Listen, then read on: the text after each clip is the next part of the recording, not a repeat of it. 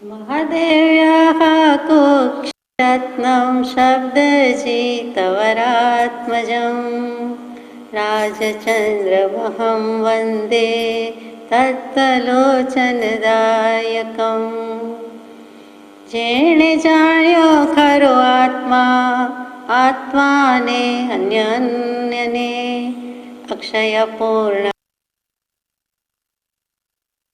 धन्य धन्य छे अज्ञानतिमिरान्धानां ज्ञानाञ्जनशलाकया चक्षुरुन्मीलितं येन तस्मै श्रीगुरवे नमः।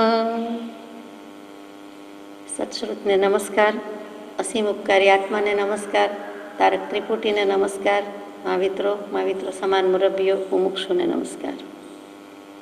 પરમ કૃપાળુદેવ પ્રણીત વચનામૃતજી પત્રાંક 177 મુંબઈ કારતક વદ 14 ગુરુ વિક્રમ સંવત 1947 તારીખ 11/12/1890 એટલે કે આજથી 120 વર્ષ અને 2 દિવસ 2 મહિના પહેલાંનો લખાયેલો પત્ર છે। સુગ્નભાઈ શ્રી ત્રિભુવન ખંભાત તીર્થમાં સ્તંભ તીર્થ ખંભાત ત્રિભુવનભાઈ માણેકચંદભાઈ બિરાજે છે તેમને પત્ર લખ્યો છે। તેઓ શ્રી અને કૃપાળુદેવના ગણધર તુલ્ય શ્રી અંબાલાલભાઈ બંને ભાઈઓ છે। અંબાલાલભાઈ લાલચંદભાઈ કેમ કે એ દત્તક તરીકે ગયેલા હતા એટલે, અને ત્રિભુવનભાઈ માણેકચંદભાઈ એ બંને ભાઈઓ છે। અહીંયા ત્રિભુવનભાઈના નામે લખાયું છે, કેટલાક પત્રમાં અંબાલાલભાઈ નામ છે, કેટલાકમાં ત્રિભુવનભાઈ નામ છે। આ બધું જ ગ્રુપ અને બંને ભાઈઓને બધા સાથે બેસીને સત્સંગ મંડળ છે એમાં સત્સંગ થતો હોય છે, એટલે એકના હિસાબે બધાને પત્ર મળી જાય છે। અહીંયા ખાસ કરીને સંબોધન ત્રિભુવનભાઈનું છે, પણ છેલ્લા કેટલાક પત્રોથી ત્રિભુવનભાઈની દશા યોગ્યતા લાવવા માટેનું ખાસ કૃપાળુદેવ સૂચન ભલામણ કરે છે। એના જ અનુસંધાનમાં આગળ જઈએ છીએ કે યોગ્યતા લાવો, યોગ્યતા માટે શું કરવું, અને એ નહીં હોય તો કાંઈ નહીં થાય। સત્પાત્રતા લાવો, તમને અમારા પ્રત્યે સત્પુરુષ સદગુરુની પ્રતીતિ છે તે ઠીક છે, પણ તમે યોગ્યતા લાવો તે બાબતમાં એમણે 173મા પત્રમાં પણ લખ્યું છે, એ પહેલાંના 2-3 પત્રોમાં લખ્યું છે, અને આજે 177મો પત્ર છે। તો સુગ્નભાઈ શ્રી ત્રિભુવન પરમ કૃપાળુદેવ જેવા જ્યારે સુગ્ન લખે ત્યારે જેમ તેમ ન હોય કે શ્રેષ્ઠ ઉત્તમ ધર્મ આત્મા અને એને જાણી શકે તે, અથવા તો જાણવાની જિજ્ઞાસા છે, અથવા તો એનામાં જાણવાની યોગ્યતા લાયકાત અને સમર્થતા છે તેવા સુગ્નભાઈ જાણી લીધું છે એવું નથી, છતાં એણે શ્રેષ્ઠ એવા સત્પુરુષને કૃપાળુદેવને ઓળખી લીધા છે, એટલે એ અર્થમાં એ સુગ્ન જ છે।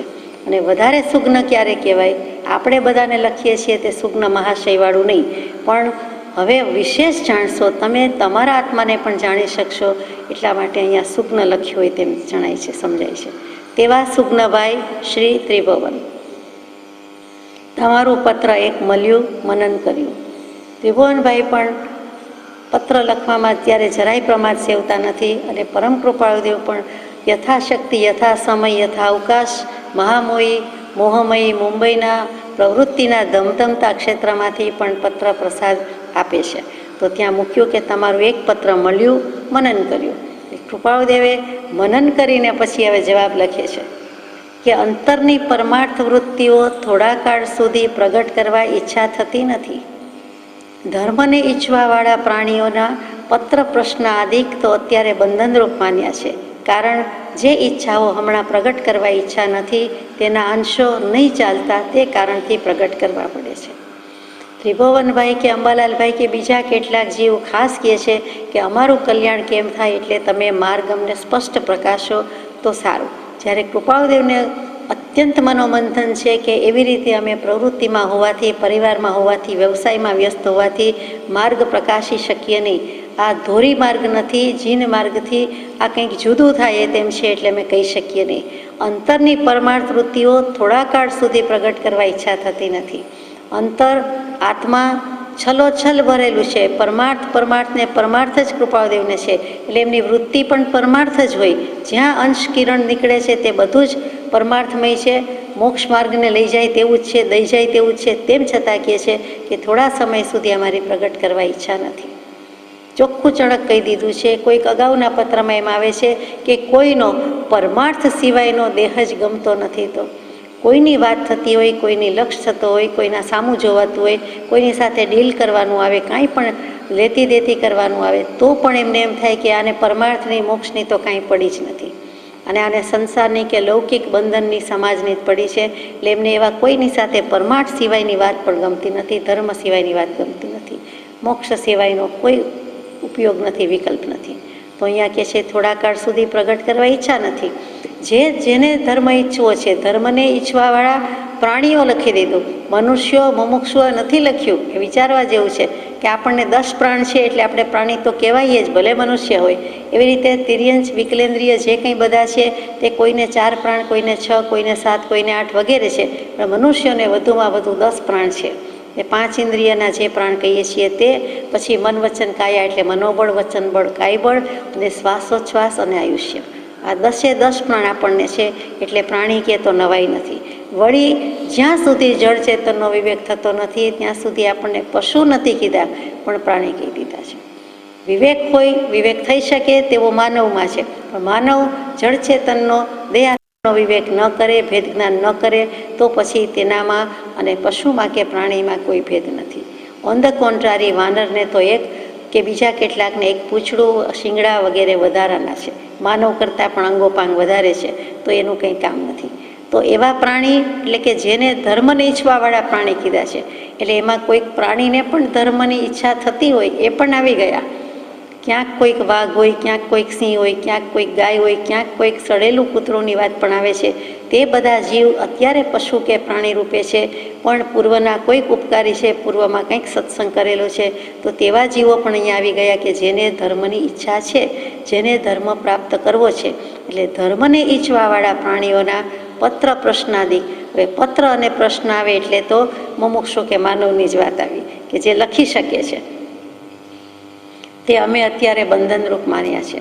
જવાબ તો ઘણાને જોઈએ છીએ, પણ પત્ર આવે છે તે વિકલ્પ કરાવે છે, બંધન છે. અને વળી એમાં પૂછાવેલા પ્રશ્નોના જવાબ આપવાનું આવે તો એ પણ બંધનરૂપ છે. અને એ તો ખરી જ વાત છે કે ત્યાં સુધી જવાબદારી લાગે, બંધન લાગે, ઉપયોગ એમાં જાય કે હજુ આ જવાબ આપવાનો બાકી છે. અને પછી આત્મસ્થિરતા થઈ ગઈ હોય, આત્મામાં વૃત્તિ હોય, એમાંથી કલમ લઈને લખવું પડે. એક લીટી પૂરી થઈને બીજી લીટી પર જમણા હાથને ડાબી બાજુ આવવું પડે. એમાં પણ કૃપાળુદેવને આંખ પાસેથી, પાપણ પાસેથી રેતી ઉપડાવવા જેટલું વિકટ ભગીરથ કામ લાગે છે. કેમ કે ઉપયોગ આત્મામાં હોય, તન્મયતા હોય, આત્માકારતા હોય. સાદી ભાષામાં આપણે કહીએ કાયોત્સર્ગમાં લીન હોય. અને એ વખતે કોઈ પૂછવા જાય, કહેવા જાય કે કાંઈક એમને ડિસ્ટર્બન્સ પહોંચે, ખલેલ પહોંચે, વિક્ષેપ પહોંચે, એવી રીતે સતત આત્મસ્થિરતા હોય, સતત આત્મધારા હોય, ચૈતન્યની અવિચ્છિન્ન ધારા વહેતી હોય. અને તે વખતે કોઈ પત્ર આવે, વાંચવો અને વળી જવાબ આપવો, અને ન આપ્યો હોય ત્યાં સુધી એનો વિકલ્પ રહે, તે પણ અમે બંધનરૂપ માન્યું છે. એવી કૃપાળુદેવની ઉત્કૃષ્ટ દશા છે. કારણ જે ઈચ્છાઓ હમણાં પ્રગટ કરવા ઈચ્છા નથી તેના અંશો નહીં ચાલતા, તે કારણથી પ્રગટ કરવા પડે છે. હવે એ વિકલ્પરૂપ થાય છે, આપણે ટૂંકમાં જોયું. સાથે સાથે એમણે જવાબ આપી દીધો કે જે કાંઈ મારે જવાબ આપવાના હોય તે પરમાર્થના જ હોય, પરમાર્થમૂલક જ હોય, જ્ઞાનમૂલક હોય. દશા હોવા છતાં પણ એ હું લખું તે નાને મોએ મોટી વાત લાગે, અથવા તો મારું કેટલું કે એમાં સ્પષ્ટ અભિપ્રાય આવી જાય, સ્પષ્ટપણે જ્ઞાન ખુલ્લમ ખુલ્લું આપી દેવાનું થાય, તો એ પણ ઠીક લાગતું નથી. એટલે ન ચાલે એવું હોય ત્યારે જ હું જવાબ આપું તો એ રીતે પ્રગટ થઈ જાય છે. બાકી પ્રગટ કરવા પડે છે. બાકી મારે પરમાર્થ વૃત્તિ જે આત્મામાં, મનમાં છે તે બહાર પાડી દેવાની ઈચ્છા નથી. છુપાવવું છે એમ નથી, પણ ગોપવવું છે. ગોપવવું છે એટલે એનું રક્ષણ કરવું છે, સંરક્ષણ કરવું છે તે ફોડી દેવું નથી, ફેંકી દેવું નથી, દંડેરો પીટાવો નથી.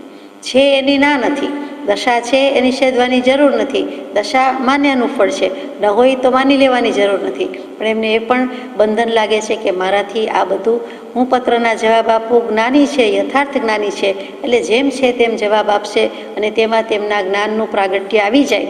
તેને કારણે પ્રસિદ્ધિમાં, પ્રચારમાં આવવાનું વધારે બને, એ પણ એમને માન્ય નથી. જુઓ આ પુરુષની કેવી દશા છે. આપણને કેટલી એમની નિસ્પૃહતા છે, નિરીહતા છે કે વિતરાગતાના પંથે જવું છે, સંપૂર્ણપણે વિતરાગતાના અંશ પ્રગટાવા છે, તો વચ્ચે જે કાંઈ વિક્ષેપ આવે તે જોઈતા નથી, ખપતા નથી. એ જાણે છે કે આ બધું મને બંધન થાય, ઉપયોગ મારો ખલેલ પહોંચે, વિક્ષેપનો દોષ લાગે, મારે કરવો નથી. એટલે તે કારણથી પ્રગટ કરવા પડે છે. જે લખાઈ જાય છે તે લખાઈ જાય છે, પણ નથી લખાતું તે નથી લખાતું. જે થાય છે તે થાય છે, ન થાય છે તે ન થાય છે, એમ કૃપાળુદેવે પોતે જ એક પત્રમાં મૂક્યું છે. ટૂંકમાં આ બધા પણ પ્રતિબંધ છે એમ એમને લાગે છે. આગળ જઈએ. નિત્ય નિયમમાં તમને તથા બધા ભાઈઓને હમણાં તો એટલું જ જણાવું છું કે જે વાટેથી અનંતકાળથી ગ્રહાયેલા આગ્રહનો, પોતાપણાનો અને અસત્સંગનો નાશ થાય તે વાટે વૃત્તિ લાવવી, એ જ ચિંતન રાખવાથી અને પરભવનો દૃઢ વિશ્વાસ રાખવાથી કેટલેક અંશે તેમાં જય પમાશે. વિનીત રાયચંદના યથાયોગ્ય. એટલે અહીંયા પત્ર પૂરો થાય છે. નિત્ય નિયમમાં તમને તથા બધા ભાઈઓને હમણાં તો એટલું જ જણાવું છું કે નિત્ય નિયમની કૃપાળુદેવ આ રીતે આજ્ઞા આપે છે. આ પહેલાંનો પત્ર, આ 177, 173માં પત્રમાં મૂક્યું છે. ત્રિભુવનભાઈને જ ઘણું કરીને મૂક્યું છે કે તમારે નિત્ય નિયમ શું કરવો, એ સત્સંગ કરવો અને બધા સાથે મળીને મંડલિક છે. મંડલિક તો કે ખંભાતવાસી જિજ્ઞાસુ મુમુક્ષુનું તમ જીવોનું જે મંડળ છે, એમાં કોઈ સત્શ્રુત કે સત્શાસ્ત્રનું નિયમથી વ્યવસ્થિત રીતે અવગાહન કરવું, અભ્યાસ કરવો.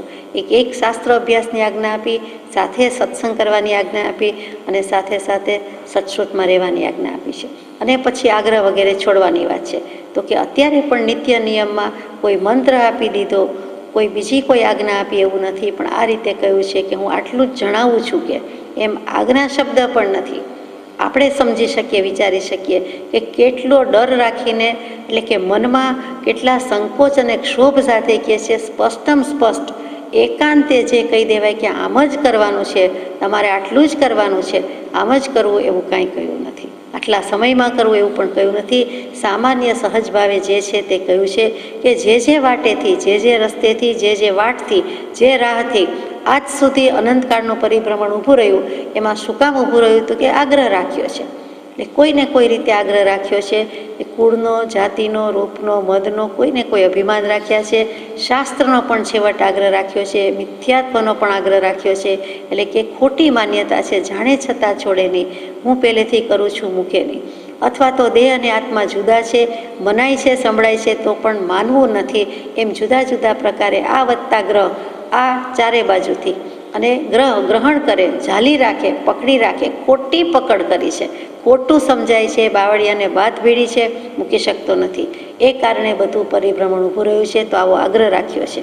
અને પોતાના ગુરુનો, પોતાના દેવનો, પોતાના ધર્મનો, પોતાના કુળનો, કુટુંબનો, સંસ્કારનો કોઈને કોઈ રીતે આગ્રહ છે. એ બધો જ આગ્રહ છેવટ શાસ્ત્રનો આગ્રહ કે અભિનિવેશ પણ છોડી દેવા જેવો છે. લૌકિક આગ્રહ કે અભિનિવેશ તો પહેલી જ હોળી કરવા જેવું છે. લોકોને તો ફાવે તેમ કહે, લોકો તો બોલે, લોક જ છે, એનું નામ જ લોક છે. એટલે લોક મૂકે પોક. પ્રભુશ્રીજીએ તોડી ફોડીને કહી દીધું છે કે તારી વારે વાર પડી છે તલવાર, થઈ જા તૈયાર. લોક મૂકે પોક અને બીજું બધું ફોક. એટલે લૌકિક જો શાસ્ત્રનો આગ્રહ રાખવાનો નથી તો લોકનો, સ્વજનનો, બીજાનો આગ્રહ તો રાખવાનો હોય જ નહીં. અને સૌથી વધારે રખડાવનાર મિથ્યાત્વ તે માન્યતા, મત, પોતાનો મત, પોતાની માન્યતા અને પોતાનું અભિમાન. હું જાણું છું, સમજું છું, અભિમાન જ્યાં સુધી જતો નથી ત્યાં સુધી જીવને માર્ગ કે મોક્ષ થતો નથી. કૃપાળુદેવની ઠામ આ શિક્ષા છે, આપણે યાદ રાખવા જેવી છે. એટલે આગ્રહને ઓસિરાવે ત્યારે જ થાય આત્મસિદ્ધિ. જે શાસ્ત્રમાં કહી દીધું, સ્વચ્છંદ મત આગ્રહ તજી વર્તે સદગુરુ લક્ષ સમકિત તેને વાખ્યું કારણ ગણી પ્રત્યક્ષ. સ્વચ્છંદ છોડે, મત છોડે ને આગ્રહ છોડે, તરત જ સમ્યક દર્શન થાય છે. છોડવામાં શું તકલીફ છે, બાધા છે? કૃપાદેવ કહે છે કે શું બાધા છે તે મને કહી દે, તું છોડી દે અને તું છૂટી જઈશ. છોડ્યા વિના છૂટકો નથી, મૂક્યા વિના મોક્ષ નથી, મુક્તિ નથી. તો આગ્રહ છોડવાની વાત આવી. પછી પોતાપણાનો ત્યાગ કરવાની વાત આવી. પોતાપણું શું? પોત શબ્દના તો ઘણા અર્થ થાય. અહીંયા પોત કહેતા આપણે પોતાનું વહાણ, જહાજ, પોતે જે નીટ ક્લીન છે, શુદ્ધ ઉપયોગ રાખી શકે એવી સમર્થતા છે, પણ રાખતો નથી, તરત જ શુભાશુભ ઉપયોગ કરી નાખે છે. તે પોતની જ વાત છે. વસ્ત્રની, કપડાના પોતમાં શું કહીએ તો કે એમાં ડિઝાઇન ન હોય, કલર ન હોય, કાંઈ જ બીજું ન હોય, સીધું સાદું હોય, બીજું કોઈ કામ વર્ક કરેલું ન હોય તો આપણે પોત કહીએ. તો અહીંયા પણ આત્મામાં શું કામ અનંતકાળના બધા કષાયાગ્રહ છે હવે ઓસિરાવી ન દેવા, એ કરી નાખીએ એટલે આત્મા ચોખ્ખો જ છે. આમ પણ ઉપયોગ ઉઠે છે ત્યારે શુદ્ધ જ ઉઠે છે. તો એ શુદ્ધતા સ્ફૂર્ણામાં છે, એને શું કામ તરત દોલાયમાન કરી નાખે છે, હલબલાવી મૂકે છે, ખળભળાવી મૂકે છે. પોતાપણું હોવું જરૂરી છે. પોતાપણું એટલે શું? તો કે થોડુંક પણ મારાપણું હોવું, આત્મીયતા હોવી. આત્મીયતા જુદી વાત છે, પોતાપણું એટલે જે મારાપણું કે એ જુદી વાત છે. અહીંયા મારાપણું રાખવાનો ત્યાગ છે. ગુરુ દેવ કે ધર્મ પ્રત્યે મારાપણું રાખે તો એ યથાર્થ છે, વ્યાજબી છે. અહીંયા બીજે બધે સંસારના ભાવમાં કે દેહના ભાવમાં મારાપણું થાય છે, તે છોડવાની વાત છે. એટલે પોતાપણું ક્યાંય રાખવાનું નથી. આપોપું જઈએ કહીએ છીએ, અભિમાન કહીએ છીએ, એ છોડી દેવાની વાત આવી. આગ્રહ છોડી દઈએ, પોતાપણું છોડી દઈએ તો પછી આપણે શેની મમતા કરીએ? ક્યાંય ન કરીએ. અહમત્વ ને મમત્વ બંને જતા રહીએ છે. પછી હજુ બાકી રહે છે કે અસત્સંગનો નાશ થાય તે માટે તે વાટે વૃત્તિ લાવવી. એટલે પોતાપણું છોડવાનું, આગ્રહ છોડવાનો. અને ત્રીજું સૌથી વધારે અગત્યનું કદાચ છેલ્લું મૂક્યું છે, જવું વસમું છે, તે અસત્સંગ, એનો નાશ કરવો. કુસંગ નથી લખ્યું, કૃપાળુદેવે અસત્સંગ લખ્યું છે, સમજવા જેવું છે. સત્સંગથી વિરુદ્ધ એટલે અસત્સંગ. સત્સંગની વ્યાખ્યા કે અર્થ આપણે સમજી શકીએ, એ ભાવ પ્રગટ કરી શકીએ, એનાથી જેટલું વિપરીત કે વિરુદ્ધ છે તે અસત્સંગ છે. છતાં ત્રિભુવનભાઈને આ પત્રમાં લખ્યું છે, પછી પણ લખ્યું છે, અંબાલાલભાઈને પણ લખ્યું છે કે અસત્સંગ કોને કહેવો અને પછી અસત્સંગ કોને કહેવો, તેનું બંને વિશે જે કંઈ ચર્ચા થાય છે, વિશ્લેષણ થાય છે, વાત થાય છે, તેના સાર રૂપે હવે આપણે વાત કરીએ છીએ કે અસત્સંગ કૃપાળુદેવ કોને કહે છે અને એમને હિસાબે એમનો બોધ ગ્રહણ કરીને અંબાલાલભાઈ અને ત્રિભુવનભાઈ પણ કોને કહે છે તે આપણે સમજવા માટે વિચારીએ. અસત્સંગમાં પહેલું કારણ એમ મૂકે છે કે પરમાર્થને અપરમાર્થ માને અને અપરમાર્થને પરમાર્થ માને અને પોતામાં અસદગુરુપણું હોવા છતાં પોતાને સદગુરુપણું મનાવે એવા જીવોનો સંગ, તેનું નામ અસત્સંગ. કોઈ જીવ એમ કહેતો નથી અમે કુસંગ કરીએ છીએ. જુગાર ખેલતો હોય, હોર્સ રેસ ખેલતો હોય, ગમે તે કરતો હોય, બીજા કેટલાક ખૂન કરી નાખતો હોય તો પણ એમ જ કહેવાનું છે અમારી કંપની, અમારો સંગાત, અમારો સથવારો, અમારો સાથ અથવા તો અમારું ગ્રુપ અથવા તો અમે સત્સંગ કરીએ છીએ.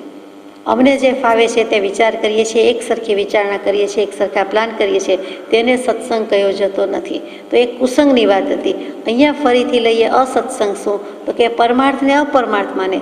જ્યાં મોક્ષની વાત છે ત્યાં સંસારની વાત કરે, મોક્ષથી વિરુદ્ધ, પ્રતિપક્ષી. એટલે જ્યાં પરમાર્થ હોય, પરમાર્થ એટલે અહીંયા મોક્ષ લઈએ, આત્માર્થ લઈએ, ઉત્તમ અર્થ, પરમ અર્થ જ્યાંથી સરે તે એટલે મોક્ષ જ કેવો છે. નિશ્ચયની વાત લઈએ તો કે જ્યાં નિશ્ચયની વાત હોય ત્યાં અનિશ્ચયની વાત મૂકે, અનિશ્ચયની વાત હોય ત્યાં નિશ્ચયની વાત કરે. મોક્ષની વાતમાં સંસારની વાત આવે, સંસારની વાતમાં મોક્ષની વાત આવે અને એને પાછું સારું માને, સાચું માને. અને વળી પોતે અસદગુરુ છે તો પણ પોતે પોતાને સદગુરુ રૂપે મનાવે છે એવા જીવનો સંગ કરે છે. જે સંગ કરે છે તેને અસદગુરુ નથી કીધા, પણ એ જેનો સંગ કરે છે તે અસદગુરુ હોવાથી તે સંગને અસત્સંગ કહ્યો જાય છે. ત્યાં કુસંગ નથી કીધો, અસત્સંગ, ત્યાં સત્સંગ નથી.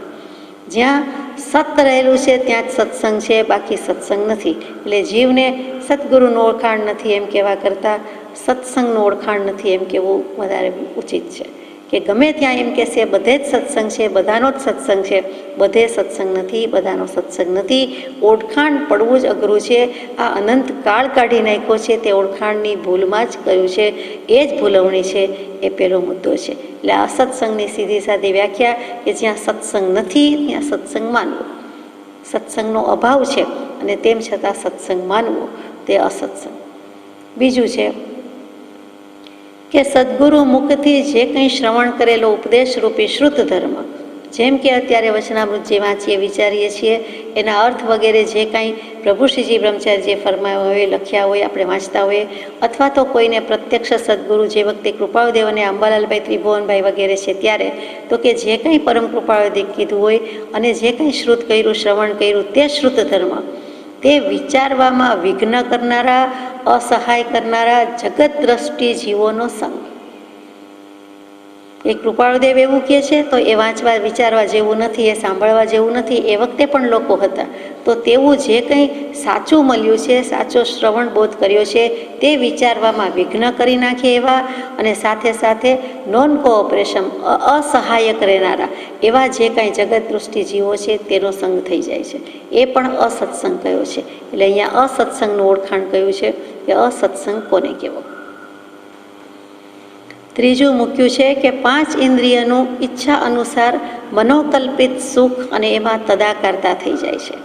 ખાવા પીવા, સૂવા, બેસવા, ઓઢવા, પહેરવા ઇત્યાદિકમાં જે કંઈ તદાકારતા છે તે પણ અસત્સંગ છે. 5 ઇન્દ્રિયનું સુખ તો જાણીએ છીએ, કાયા, જીભ, નાક, આંખ અને કાન. એ 5 ઇન્દ્રિયની ઈચ્છા અનુસાર આપણે વર્તન કરવા દઈએ છીએ, પ્રવર્તન કરીએ છીએ. જે કંઈ ઈચ્છા થાય છે તેને પૂરી કરવામાં રસ રાખીએ છીએ અને તે વખતે શુભાશુભ ભાવ થઈ જાય છે. તે મનોકલ્પિત સુખ છે અને એનું મહાત્મ્ય લાગેલું છે તો એને પાછો એમાં તદાકાર થાય છે. દેહધાર્યો છે અને કરવું પડે એ અલગ વાત છે. આ તો દેહધાર્યો છે અને કરવું પડે એમ નહીં, વેઠની રીતે નહીં, પારકી વેઠની રીતે નહીં, પણ ખરેખર આ જ સુખ છે, આ જ ગમે છે અને આ જ કરવા યોગ્ય છે. એટલે કે ભૌતિકતાની ચકાચોંધમાં પડી જાય છે. 5 ઇન્દ્રિયનું પ્રવર્તન પોતાની ઈચ્છા અનુસાર મનોકલ્પિત સુખનું મહાત્મ્ય અને તેમાં પાછો તેના મય થાય છે, તદાકાર થઈ જાય છે, તેના આકારે થઈ જાય છે. જે વસ્તુ ગમી, જે વાત ગમી, જે વ્યક્તિ ગમી તો તેના મય 5 ઇન્દ્રિયના વિષયમાં જ ખડી રહ્યો છે અને એ તદાકાર થાય છે. ત્યારે એ અસત્સંગ છે. ક્યાંય ગયા ન હોઈએ, ઘરે જ બેઠા હોઈએ, જ્યાં પણ હોઈએ ત્યાં બેઠા હોઈએ તો પણ આપણને અસત્સંગ હોઈ શકે એ સમજવા જેવું છે. કુસંગ હોઈ શકે. કાયા જ દુર્જન છે, દુષ્ટ છે. જ્યાં સુધી સારામાં શુભ યોગમાં કે શુદ્ધ યોગમાં પ્રવર્તન નથી ત્યાં સુધી એ પણ પરમ પડોશી એવી પોતાની કાયા, પોતાનો દેહ તે પણ પોતાનો માનવાનો નથી. એ પરદ્રવ્ય છે, જળ છે, છતાં પોતાનો માને છે તો તે વખતે તેને કુસંગ અથવા અસત્સંગ છે. એટલે એ પણ સમજવા જેવું છે. ક્યાંય ન જાય તો પણ જ્યારે જ્યાં પણ બેઠા કરતા જે કંઈ કાયા, જીભ, નાક, આંખ અને કાન જે કંઈ વિષયનો વાત કરે છે, વિચાર કરે છે તે વખતે તેના મય થાય છે, તદાકાર થાય છે, તે પ્રવર્તન થાય છે, તે પણ અસત્સંગ છે. ચોથું બોલ વિચારીએ. દેહ અને દેહાતિકથી માંડીને જગતના સર્વ પદાર્થમાંથી અલ્પ અથવા તો જૂજ એવા પદાર્થોમાં પણ તદાકારતા થઈ જાય છે. માનો કે 5 ઇન્દ્રિયના વિષયમાં બધું આવી જ ગયું, તેમ છતાં દેહ તે હું એ ભાવ છે. એટલે દેહાદિકથી માંડીને જે કંઈ સગા વાલા જગતના પદાર્થો આપ્તજનો સ્વજનો માનેલા છે અને વળી વસ્તુ માની છે તે બધો જ પ્રતિબંધ કરે છે. અને તેમાં પણ આખી દુનિયાની બધી વસ્તુ તો આપણી પાસે છે નહીં, જોઈ પણ નથી અને આપણી પાસે હોઈ શકે નહીં અને આપણને એમાં રસ પણ નથી. તેમ છતાં કેટલાક મર્યાદિત આખી દુનિયાની સમસ્ત સૃષ્ટિની સઘળી વસ્તુમાંથી તો બહુ જ લિમિટેડ સંખ્યામાં, ઘણી મર્યાદિત માત્રામાં આપણી પાસે વસ્તુ છે. અગર તો એને વાપરવાના છીએ તેટલી થોડી વસ્તુમાં પણ ઝાઝો મોહ રાખ્યો છે અને તેમાં તદાકાર થઈ જાય છે તો તે પણ અસત્સંગ છે. લેવું નથી, જરૂર નથી, છતાં પણ જોઈને જે ભાવ થાય છે તે ભાવ વખતે આત્મા અસત્સંગી થયો. આત્માએ કોઈના અવલંબન વિના એ વસ્તુને નિમિત્તરૂપ બનાવીને તેને અસત્સંગ થયો. અને તેથી વિશેષ પાછું કે આ ઉપરોક્ત બધા પ્રકારમાં અત્યારે જે કંઈ વાત થઈ તે 4 બોલમાં અને સિવાય જે બધા આવી જતા હોય તે એમાં પ્રીતિ, સ્નેહ, મિથ્યાગ્રહ, કલ્પિત સુખ, કલ્પિત મહાત્મ્ય જે પ્રકારથી ઉત્પન્ન થાય છે. કયા પ્રકારથી ઉત્પન્ન થાય છે તો કે રાગ, દ્વેષ, મોહ, અહંકાર, અજ્ઞાન, હર્ષ, શોક, ભય, રતિ, અરતિ એવા જે કંઈક છે તે બધાનું નામનો એક સરવાળો એક શબ્દમાં કેવો હોય તો કશાય અને નો કશાય. એટલે કે કશાય ભાવ કરીએ છીએ કે નો કશાય ભાવ થાય છે. સામાન્યપણે આ નથી ગમતી વસ્તુ અથવા આ ગમે છે ત્યાં જ આપણને નો કશાયનું કર્મ તો ચાલુ જ છે ને, લાગુ પડી ગયું ને તે આપણે અસત્સંગ કર્યો. વસ્તુને જોતા આટલું થઈ જાય છે. આ કલર નથી ગમતો એમ કહીએ, સમજવા માટે વાત છે. ત્યાં જ એક વસ્તુ પ્રત્યેનો અણગમો એટલે કે અરતિભાવ અને એના કરતાં બીજા બધા કલર એ વખતે ગમે છે એના પ્રત્યેનો રતિભાવ, લાઇકિંગ, તો ત્યાં આપણને નો કશાય મોહનીય કર્મનો ઉદય પણ છે અને સાથે સાથે એમાં મર્જ થયા, જોઈન થયા અને તરત જ આપણને આ બધો અસત્સંગ કર્યો કહેવાય. એટલે કેટલાક જીવો કેટલાક નિમિત્તથી દૂર રહે છે, એનું કારણ જ એ છે કે એમાં અસત્સંગ સિવાય બીજું કાંઈ નથી. તો શું કામ એની સન્મુખ જવું અથવા આપણી સમક્ષ એ વસ્તુ શા માટે લાવવી? રાગ દ્વેષ રતિ અરતિ ન થતી હોય, ઓવરકમ કરી ગયા હોય, સ્થિતપ્રજ્ઞ દશા હોય, વૈરાગ્ય દશા હોય, વિતરાગતા હોય, સામ્ય ભાવ હોય, તે કરી શકે. એને કોઈ ફેર પડતો નથી. જ્ઞાની પુરુષની સામે જગત આખું મૂકો, 14 રાજલોક મૂકો, પણ એને તૃણવત છે, એમાંથી કાંઈ જોઈતું નથી. એટલા નિષ્પૃહ છે, નિરીહ છે, તો એને કાંઈ ફેર પડતો નથી. એ તટસ્થ છે, સ્થિતપ્રજ્ઞ છે. પણ બીજા એમાં ખડી જાય છે, રોકાઈ જાય છે, પડી જાય છે. તો આ બધું કરવાનું નથી. એ નિમિત્ત કારણ છે. પોતાને ક્યાંય ન જાય, ગુફાવાસી જે હોય તો પણ પોતાના ભાવ પોતાની પાસે, તે વખતે જે કંઈ આવા ભાવ થાય છે, કશાય રૂપે કે નો કશાય રૂપે, દેહધારી છીએ એટલે હજી ચારિત્ર મોહનીય કર્મનો ઉદય તો છે જ. દર્શન મોહનીયનો કદાચ કોઈક જીવનો ક્ષીણ થયો હોય કે ઉપશમ પામ્યો હોય કે સમ્યક દર્શન થયું હોય, પણ બીજું બધું બાકી છે. તો ચારિત્ર મોહનીય કર્મના ઉદય વશાત આ બધું જ થઈ જાય છે. તો તે વખતે તે જીવને પોતે એવો ભાવ કર્યો એટલે અસત્સંગ છે. એટલે અસત્સંગ ગમે ત્યાં હોઈ શકે છે. આ બધાનો સારાંશ એક શબ્દમાં, એક વાક્યમાં કે ટૂંકમાં, જે કંઈ રીતે કોઈ પણ આત્મા વિભાવ ભાવમાં પરિણમન કરી નાખે છે, વિભાવ પરિણતિમાં પરિણમી જાય છે, તેનું નામ અસત્સંગ. સતમાં રહેતો નથી, અસ્તિત્વના ભાનમાં નથી, એટલે કે આત્મામાં નથી, આત્મભાવમાં નથી, પોતાનો સંગ નથી, એટલે પરનો જ સંગ છે. અને પરનો સંગ છે એટલે પોતે પોતાના સંગે રમી શકતો નથી, પોતાના જ્ઞાન દર્શનમાં રહી શકતો નથી, અને બીજામાં રાચી માચી રહ્યો છે. પ્રસંગ કહીએ છીએ એ પણ શું છે? તો કે પરસંગ. ક્યાંય પણ પ્રસંગ હોય, નાનો મોટો હોય, 5-10 જણ ભેગા મળીને વાત કરતા હોય તો એને પ્રસંગ કહેવાય. એક ટોળું થયું, વિકથા થઈ, વાત થઈ, તો ત્યાં તરત જ પરનો સંગ છે. શું થયું, કેમ થયું, શું કહેતા હતા, કોની વાત છે, એ બધું શું છે? પરસંગ છે અને વિકથા છે. એ વખતે મનમાં આત્મા પોતે અંતર્વૃત્તિને બરાબર સમજાવીને પરમાર્થ વૃત્તિને કહી રાખ્યું હોય કે આ બધું પર છે, જડ છે, કરવું પડે, એટલે હા ના બોલ ચાલ ધીસ ધેટ ઇન્વોલ્વમેન્ટ છે, બાકી મારો દેહ પણ નથી, તો આ બધું દેહાદિક પદાર્થ વસ્તુ મારા છે જ નહીં, તો તે બેલેન્સ રાખી શકે તો ધન્યવાદ છે તેવી દશાને અને નમન છે. નહીં તો પછી કંઈ થઈ શકતું નથી. પોતાનો અસત્સંગ છે. વાત એમ હતી કે પરમ કૃપાળુદેવ ખંભાતવાસી ત્રિભુવનભાઈને પત્રમાં લખે છે કે નિત્ય નિયમમાં તમને અને બધા ભાઈઓને હમણાં એટલું જ જણાવું છું કે જે વાટેથી અનંતકાળથી ગ્રહાયેલા આગ્રહનો, પોતાપણાનો અને અસત્સંગનો નાશ થાય, તે વાટ વૃત્તિ લાવવી. એ રસ્તે જવાનું છે. વૃત્તિને તેમાં વાળવાની છે. વૃત્તિનો ક્ષય જ કરવાનો છે. પણ હજુ બાહ્ય વૃત્તિ ક્ષય થઈ શકતી નથી. તો કમસે કમ જો બની શકે તો આટલું 3 થાય તો તે માર્ગ મળે તેમ છે. તો આપણને માર્ગ મળવામાં, વાટે ચડવામાં જ રસ છે, રસ્તે પડી જવામાં રસ છે, મોક્ષના માર્ગે રસ્તે પડી જવામાં રસ છે. તો આ વૃત્તિ લાવવાનું કહે છે કે જે આગ્રહ માન્યો છે આજ સુધીનું એ બધો જ ઓસિરાવી દેવાનો છે. જે પોતાપણું માન્યું છે એ મૂકી દેવાનું છે, અને છેલ્લે અસત્સંગનો પણ નાશ કરવાનો છે. આ જ વસ્તુ 198માં પત્રમાં આવે છે કે યોગ્યતા માટે બ્રહ્મચર્ય એ મોટું સાધન છે અને અસત્સંગ એ મોટું વિઘ્ન છે. છેલ્લા પત્રમાં છેલ્લા વાક્યમાં મૂકી દીધું છે કે બ્રહ્મચર્ય એ મોટામાં મોટું સાધન છે યોગ્યતા લાવવા માટે. પાત્ર વિના વસ્તુ ન રહે, પાત્રે આત્મિક જ્ઞાન, પાત્ર થવા સેવો સદા, બ્રહ્મચર્ય મતિમાન, સીધી વાત છે. અને પછી વિઘ્ન શું છે? તો કે સૌથી મોટું વિઘ્ન અસત્સંગ છે. એટલે કૃપાળુદેવે અસત્સંગ ઉપર ઘણો ભાર મૂક્યો છે કે આને મૂકો અને ઓસિરાવો. શાસ્ત્રોમાં અસત્સંગ શબ્દ બહુ એટલો વ્યાપક રીતે મળતો નથી, મળી શકતો નથી, અને મળશે તો પણ કદાચ અસત્સંગ શબ્દરૂપે મળશે. પણ ખરેખર આપણે ક્યાં અસત્સંગ કરીએ છીએ કે જીવોને અસત્સંગ ક્યાં લાગુ પડે છે? તે તો આ વચનામૃતજીમાં, અને કૃપાળુદેવને જે કોઈ પહોંચવાનો પુરુષાર્થ કર્યો છે તે બધા આવા તીવ્ર મુમુક્ષુઓ, ઉત્તમ મુમુક્ષુઓ થઈ ગયા એમના થકી મળે છે. જે પુરુષો પણ જ્ઞાની જ થયા છે, અંબાલાલભાઈ વગેરે, પ્રભુશ્રીજી, જૂઠાભાઈ અને સાયલાવાસી સૌભાગભાઈ, તેમણે કેવી રીતે નાશ કર્યો તે સમજવાનું છે. અને એ જ ચિંતન રાખવાથી અને પરભવનો દૃઢ વિશ્વાસ રાખવાથી કેટલેક અંશે તેમાં જય પમાશે. એટલે વૃત્તિ આમાં રાખવાની છે અને એ જ ચિંતન રાખવાનું છે. હંમેશા ચિંતન વિચારણા કઈ કરવાની છે તો કે આત્માની. તો આત્માની શું વિચારણા થાય તો કે હું સત્સંગ કરું છું કે અસત્સંગ. કુસંગ તો નથી જ કરતા, એમ આપણને થાય કે કૃપાળદેવ સન્મુખ થયા તો હવે કુસંગમાં નથી, હોય તો છોડી દેવાનું છે. અને કુસંગની વ્યાખ્યા વિચાર્યા પછી, સત્સંગનું જાણ્યા પછી આટલી વસ્તુ આપણે અસત્સંગની પણ વિચારીએ છીએ કે ક્યાં અસત્સંગ છે. કુસંગ છૂટી શકે છે, સત્સંગની સન્મુખ થઈ શકતો નથી, એટલે વચ્ચે જે રહી જાય છે તે અસત્સંગ છે. અને આખી જ દુનિયામાંથી બહુમતી જીવો, ટકાવારીમાં આપણે નથી બોલવું પણ બહુમતી જીવો અસત્સંગને આધીન છે, સત્સંગ સન્મુખ નથી. અને વળી પરભવનો દૃઢ વિશ્વાસ રાખવાથી, પરભવનો દૃઢ વિશ્વાસ શું કે જન્મય નથી ને પુનર્જન્મય નથી, તો પુનર્જન્મ અને પૂર્વજન્મ વગેરે છે.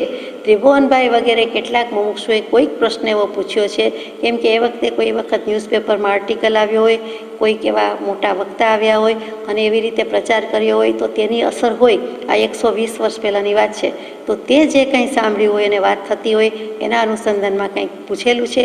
એનો જવાબ છે કે પુનર્જન્મ છે એમ કહેવામાં, હું અનુભવથી કહેવામાં નિશ્ચળ છું, અચળ છું, એમ કૃપાળદેવે મનસુખ રામભાઈ ત્રિપાઠીને લખ્યું. બીજા કેટલાયને કહ્યું કે ચોક્કસ છે, અમને જ 900 ભવનું જાતે સ્મરણ જ્ઞાન છે, પછી શું કહેવાનું.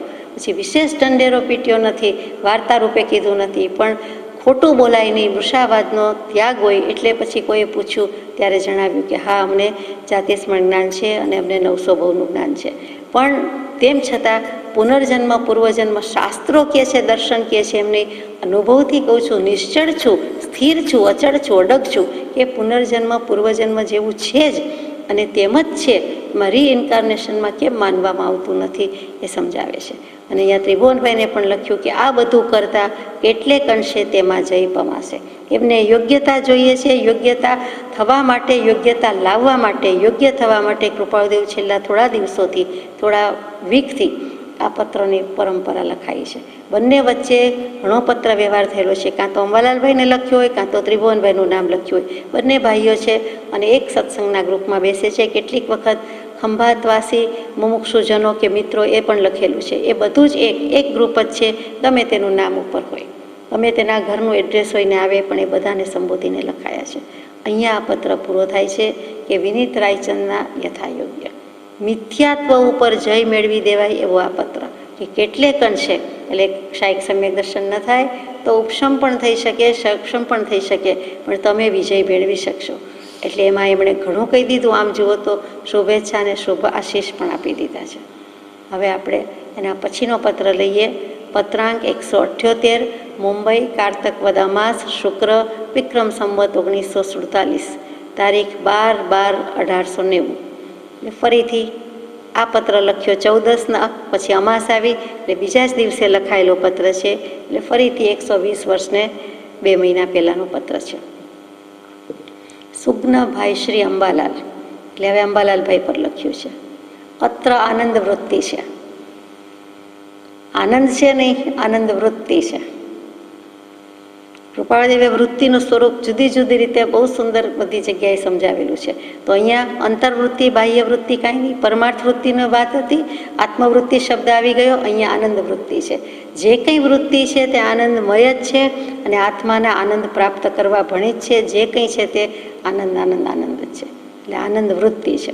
વૃત્તિ પ્રમાણને કહેવાય, વિપર્યાસ, પછી અધ્યવસાય બધાને કહેવાય, નિદ્રા, સ્મૃતિ, આ બધી વૃત્તિ કહેવાય. વૃત્તિના પ્રકાર છે.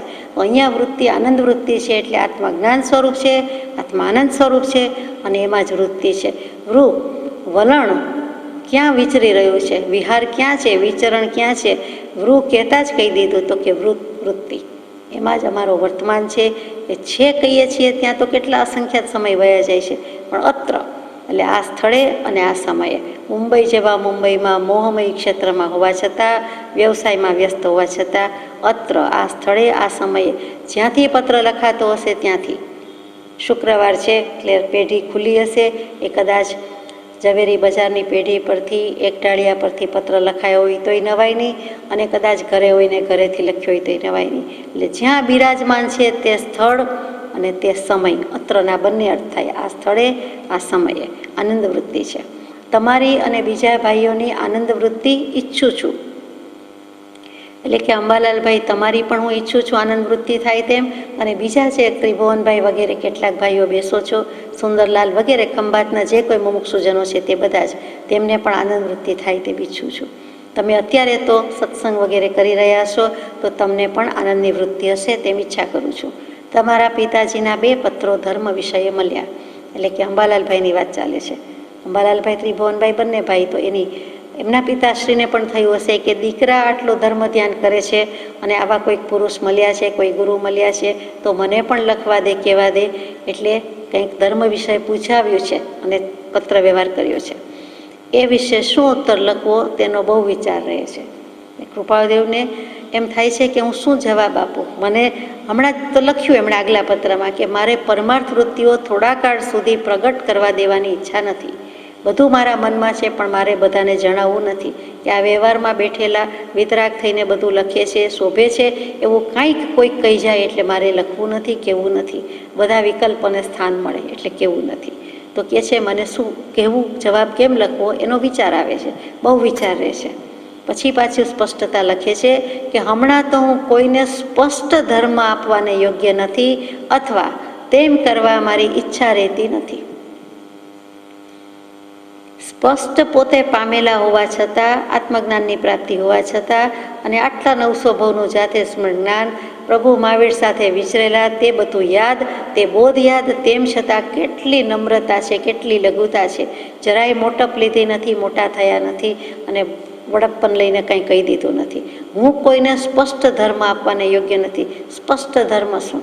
ધર્મ જાણીએ છીએ, આત્મ સ્વભાવ તે ધર્મ કે ખુલ્લમ ખુલ્લું, સ્પષ્ટ, ચોખ્ખું, ચણક, ખુલ્લમ ખુલ્લું, સાફ સાફ શબ્દોમાં કહી દેવાય કે લખી દેવાય એવી રીતે હું યોગ્ય નથી. તરત જ એમ કે તમારે શું, તમારે કહેવાય.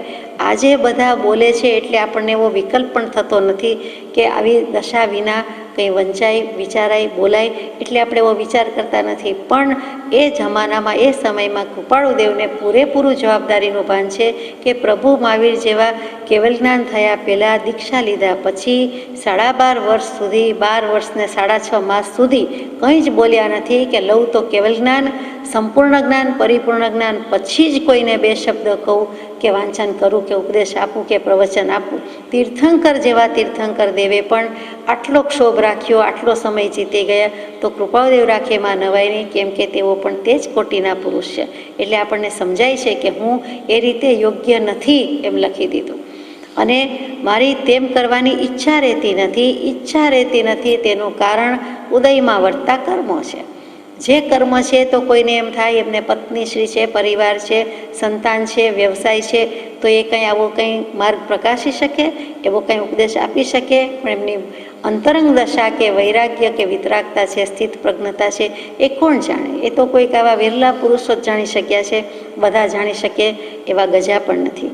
તો લખે છે કે મારા ઉદયમાં વર્તતા કર્મો છે, એ ભલે છેલ્લમ છેલ્લા છે, આ ખુલ્લમ ખુલ્લી વાત છે ને, છેલ્લમ છેલ્લા ભોગાવલી કર્મ છે, પણ લોકો નહીં સમજે એટલે મારે એ પ્રમાણે હું કરી શકતો નથી, કરવા ઈચ્છા નથી. તેઓની વૃત્તિ મારા તરફ વળવાનું કારણ તમે ઇત્યાદિ છો તેમ કલ્પના છે. તેઓ મારી પાસેથી કંઈક અપેક્ષા રાખે છે અથવા મારા સુધી લખે છે. એનો અર્થ જ એ કે તમે કંઈક મારા પ્રત્યે ઢળ્યા છો કે તમને મારી પાસેથી કંઈ જોઈએ છે, એટલે કદાચ હોઈ શકે. એટલે કે તમે દીકરાઓ આવું કરો છો, બધા ગ્રુપ મંડળી ભેગી થાવ છો, એટલે પિતાશ્રીને થયું છે કે આ બધા કરે છે માટે કંઈક હોવું જોઈએ કરવું. એટલે કે બીજા શબ્દોમાં એમને પોતાની મેળે ઉગ્યું નથી, આપોઆપ સ્વયંસ્ફૂર્ણા થઈ નથી. એટલી જિજ્ઞાસા, ધર્મ પામવાની તમન્ના કે ઘેલછા હજુ એમને પ્રગટી નથી, એમ અર્થ બેસે છે. અને હું પણ ઈચ્છું છું કે કોઈ પણ જિજ્ઞાસુ હો તો તે ધર્મ પામેલાથી ધર્મ પામે. તથાપિ વર્તમાન વર્તું છું તે કાળ એવો નથી. ભલે તમારા કહેવાથી, તમારા આધારે કે તમારા પછી પિતાશ્રીને મન થયું હોય ધર્મ પામવું હોય, પણ તેને પોતાની કૃપાળુદેવને સ્પષ્ટ પ્રતીતિ નથી. કૃપાળુદેવ તો કૃપાળુદેવ જ છે અને આ ભાઈઓને પ્રતીતિ છે, પણ એના પિતાશ્રીને પ્રતીતિ નથી. એટલે લખે છે કે ચાલો કાંઈ વાંધો નહીં, એને પ્રતીતિ નહીં હોય, તમારાથી હશે, પણ હું પણ ઈચ્છું છું કે આટલીક તો જિજ્ઞાસા થઈ છે. કોઈ પણ જિજ્ઞાસુ હોય, પિતા પુત્ર તો વ્યવહારથી સમજવા બોલવા પૂરતા છે, તો તે ધર્મ પામેલાથી ધર્મ પામો. એટલે કે ગમે ત્યાંથી જિજ્ઞાસા થઈ હોય તો ધર્મ પામેલાથી ધર્મ પામો. એટલે ત્યાં એમ પણ કહી દીધું કૃપાળુદેવે કે પોતે ધર્મ પામેલા છે, પચાવેલો છે, જીરવી રહ્યા છે, તો એનાથી ધર્મ પામે તો કાંઈ એમને વાંધો નથી. પોતે સમર્થ પુરુષ છે, બીજો કોઈ એવો સમર્થ પુરુષ નજરમાં આવતો નથી, દૃષ્ટિ દેતા કોઈ લાગતો નથી. તો કે છે ગમે તે હોય, કોઈ પણ જિજ્ઞાસુ હોય, પિતાશ્રી હોય કે બીજા કોઈ હોય, તમારા પિતાશ્રી હોય કે બીજા કોઈ હોય, તો પણ એ પામેલાથી પામો, પામેલો પમાડશે, બીજેથી નહીં મળે.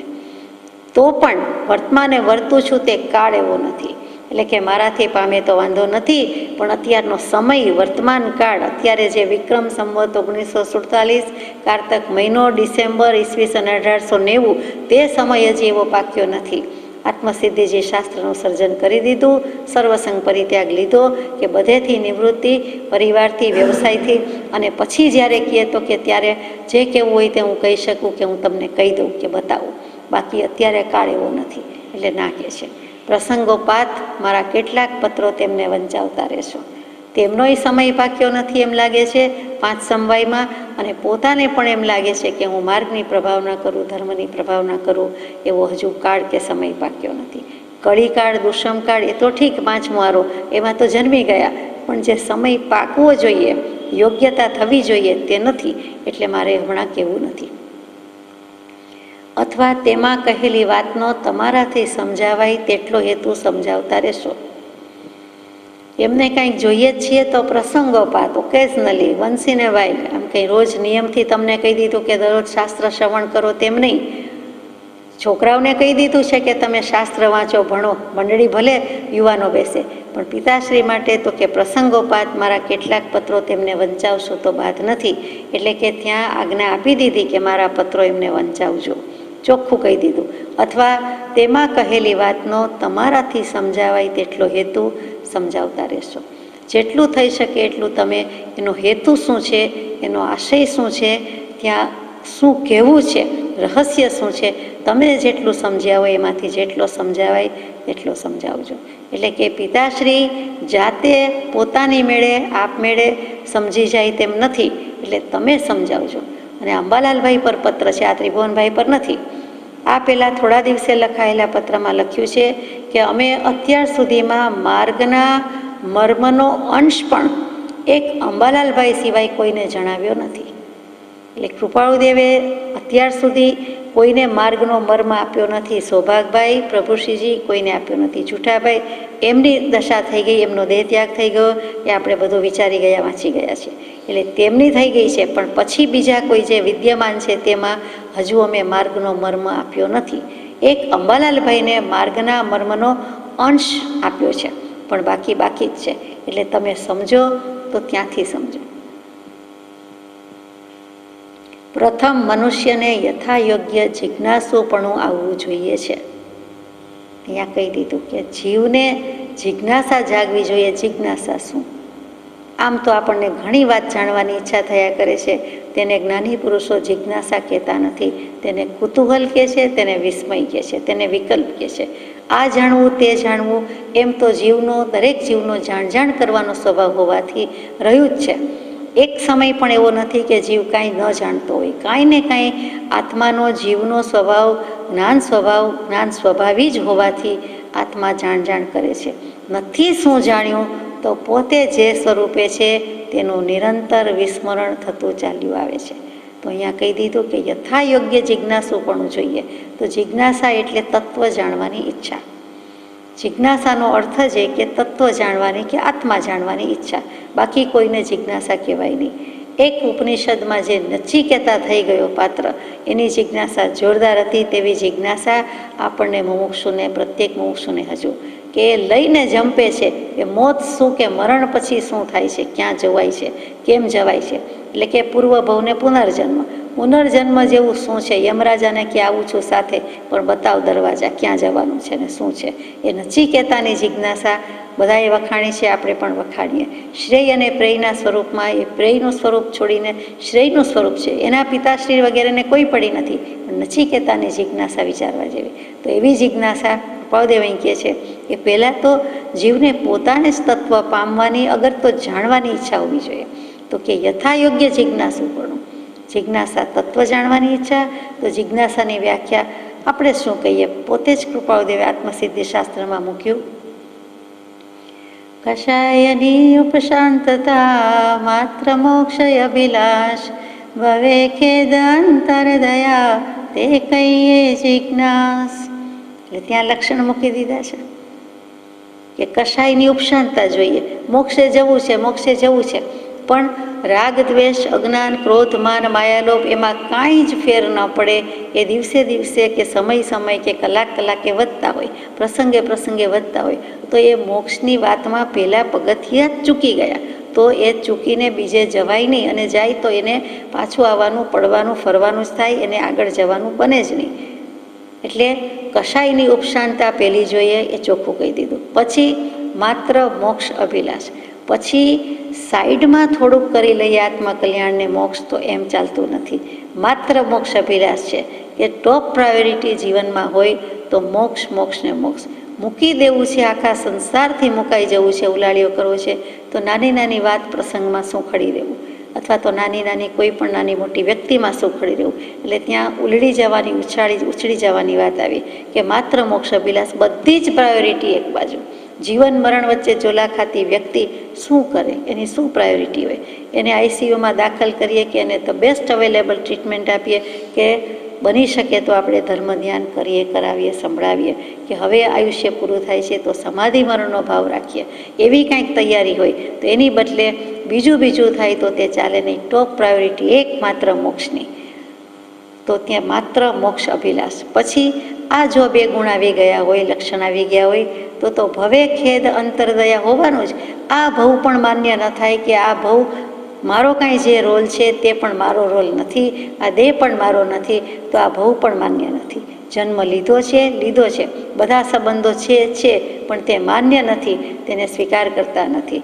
આપણે તો એક આ જ કામ કરવાનું છે, એક ભગીરથ કામ આ જ કરવાનું છે, એવું થાય. આ ભવનો પણ ખેદ કે આ જન્મ લેવો પડ્યો, તો કેટલાક કર્મ બાકી હશે તો લેવો પડ્યો, તેથી હવે શું, એમ કરીને ખેદ વર્તે, એટલે કે તે ભવમાંથી પણ છૂટી જાય.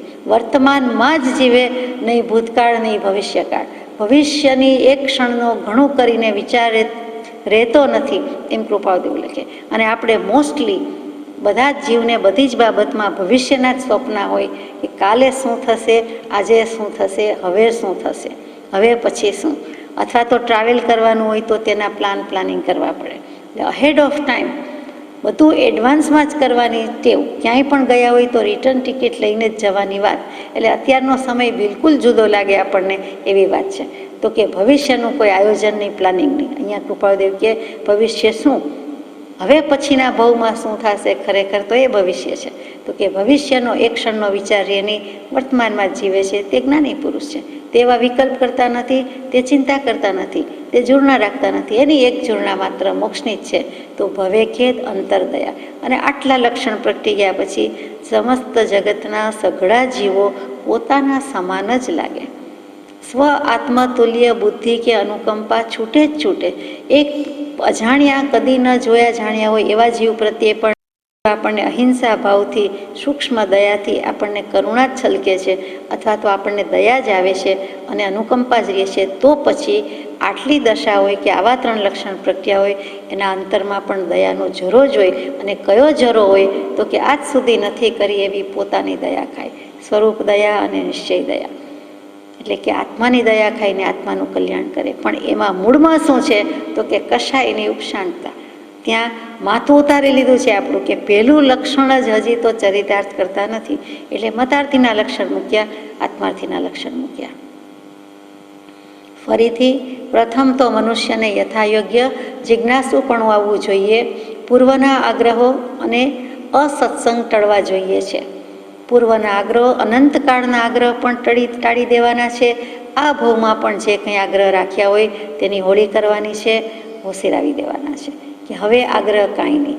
જે કહેવાનું છે તે કૃપાળુદેવે બોધ વચનમાં 5મા પત્રમાં 11-12 વર્ષની વયે લખાયેલા પત્રમાં કહી દીધું કે આગ્રહપૂર્વક સદશા ગ્રહણ કરવી. આગ્રહ દશા છોડવી એટલે બધા આગ્રહ છોડી દેવા, પણ સદશા, તે દશા, સંસ્કૃતમાં સહ કહેતા હું નહીં, તું નહીં, તે તે પરમાત્મા દશા એને ગ્રહણ કરવાની છે. તે આત્મદશાને આગ્રહપૂર્વક એને જલ્દીથી ગ્રહણ કરો. આ સમાનતા ચારે બાજુથી ગ્રહણ કરો. આત્માની દયા, આત્માની વાત, આત્માનું કલ્યાણ, એનો આગ્રહ ચારે તરફથી ગ્રહણ કરો, પણ બીજા બધા આગ્રહને છોડી દો. સૌથી વધારે જીવને લૌકિક ધર્મ આડો આવે છે કે અમારા કુળમાં, સંપ્રદાયમાં અથવા અમારા બાપ દાદા આટલા વર્ષોથી આ ધર્મ પાળે છે, આ પ્રમાણે સમજ્યા છે, તો મારાથી એ કેમ છૂટે? એટલે પહેલાંમાં પેલું ગચ્છ મત સંપ્રદાય તે જ આડું આવે છે. પછી લોકો શું કહેશે, સમાજ શું કહેશે, આડું આવે છે, એ પણ છોડી દેવાનું છે.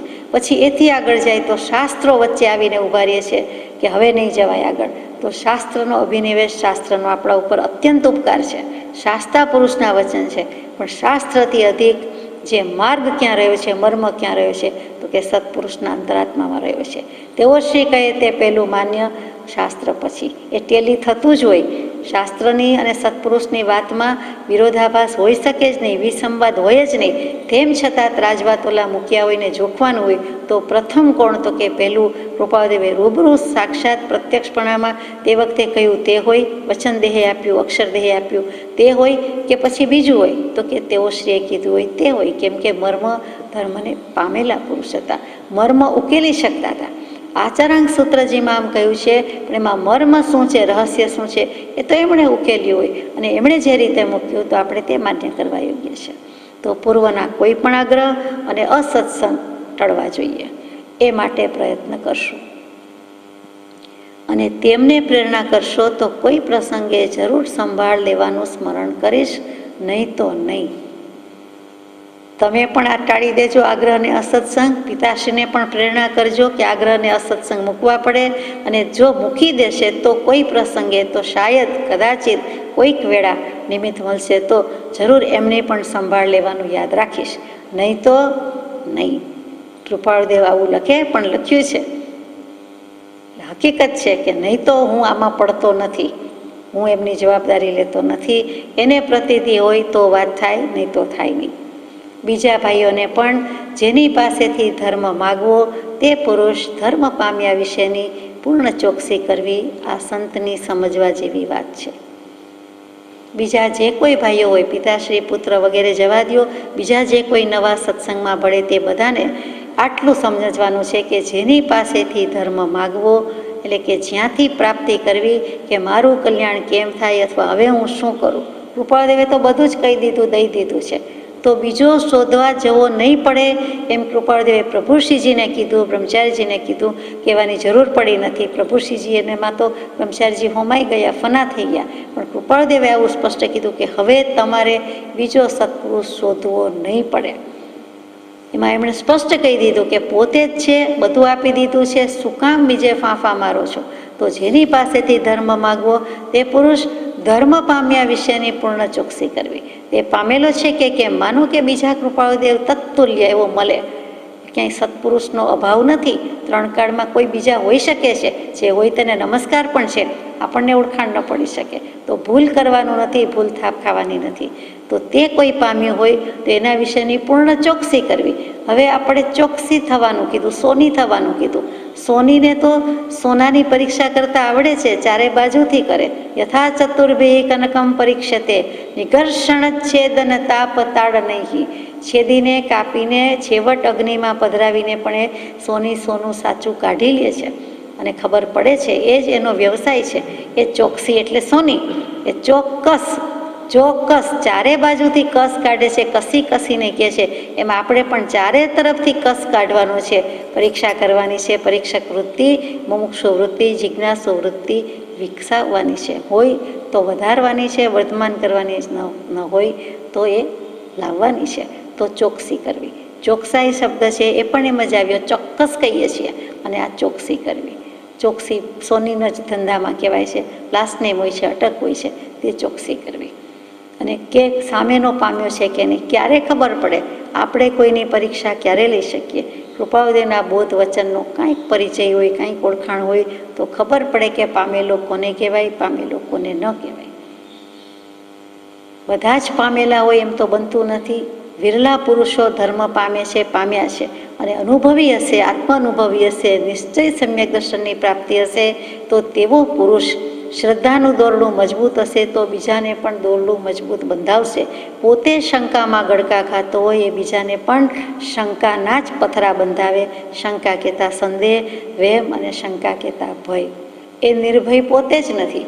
પોતાને જ જ્યાં ખબર નથી કે આ જ આત્મા અને આ જ આત્માનુભવ, આ જ શ્રદ્ધા સાચી, આ નિશ્ચય સમ્યક દર્શન, બીજાને શું કહેવાનું છે? એટલે જેની પાસેથી જે પુરુષ, જે આત્મા ધર્મ પામ્યો છે કે નહીં એની પૂર્ણ ચોકસી કરવી આ સંતની સમજવા જેવી વાત છે. ત્યાં કૃપાળદેવે ચોખ્ખું ચણક કહી દીધું કે આ સંતની સમજવા જેવી વાત છે. એ પોતે જ પણ આવી ગયા કે સત પ્રાપ્ત છે અને અમે કહીએ છીએ સતની પ્રાપ્તિ હોય, શાંતિ પમાડી શકે તેને સંત કહેવાય. શાંત પુરુષના સંતના લક્ષણ 32 સોહામણા પુરુષ કીધા છે, સોહામણા લક્ષણ કીધા છે. કેટલાય કવિરાજોએ, ભજનીકોએ સંતના લક્ષણ ગાયા છે.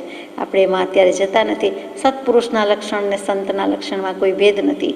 સાદી ભાષામાં એક શબ્દમાં, વાક્યમાં સત પ્રાપ્ત હોય તેને સંત કહેવાય.